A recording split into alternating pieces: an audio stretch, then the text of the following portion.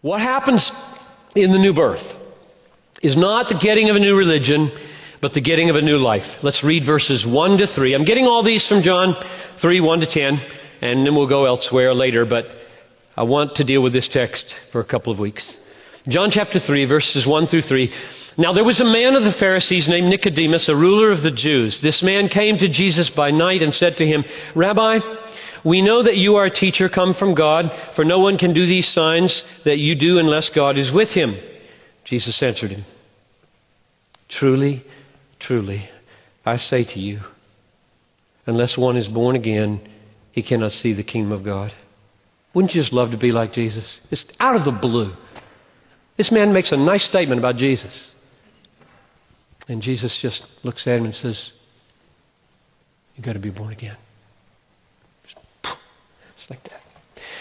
Now John makes sure that we know Nicodemus is a Pharisee. He did not need to tell us that. This text would make perfectly good sense if he said, a man came to Jesus by night, said, I know you've been doing some great things and you're from God. And Jesus said, you need to be born again. Perfect. No problem. Why does he tell us he's a Pharisee and a ruler of the Jews? Answer, a new religion will do you no good at all. These are the most religious people on the planet.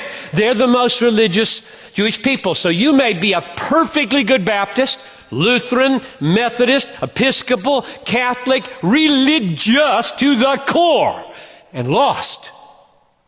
That's what he's saying.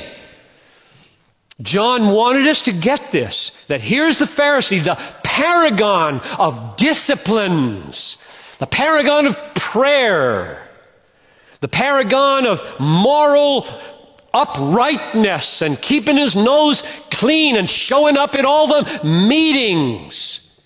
And he's lost. He's dead. So the reason I think that John points out he was a Pharisee, he was a ruler of the Jews, is to make crystal clear, in spite of all that religiosity, he needs to be born again. He doesn't need religion, he needs life. He needs life. Now, of course, in one sense, he's quite alive, right? I mean, if Nicodemus were here and he heard me just say what I just said, he would say, excuse me, I'm alive. Because that's the way he is here. He's blind. He doesn't get it at all. He's saying to Jesus, can I crawl into my mother's womb and be born again? And he would say to me, you say I'm dead? I'm alive. Excuse me? I'm alive. I am alive. Now, Jesus apparently had a category for living dead. Can you think of any texts? Remember the man, Luke 9:60, who came to Jesus and Jesus said, follow me. And he said, can I go please bury my father? And Jesus says, let the dead bury their dead. So there are dead who need burying, and there are dead who bury them. He's got that category. He knows what he's talking about. When he says you need to be born, you need life, he knows he's talking to a dead man who's alive. Prodigal of the prodigal son, the parable of the prodigal son.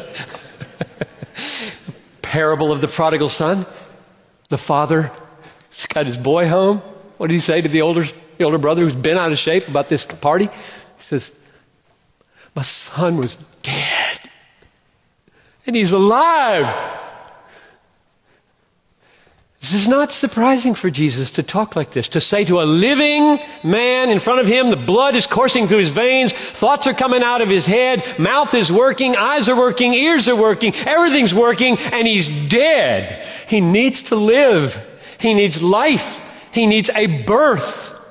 So, first meaning of what happens in the new birth is not you get a new religion, like you become a Baptist. That saves nobody.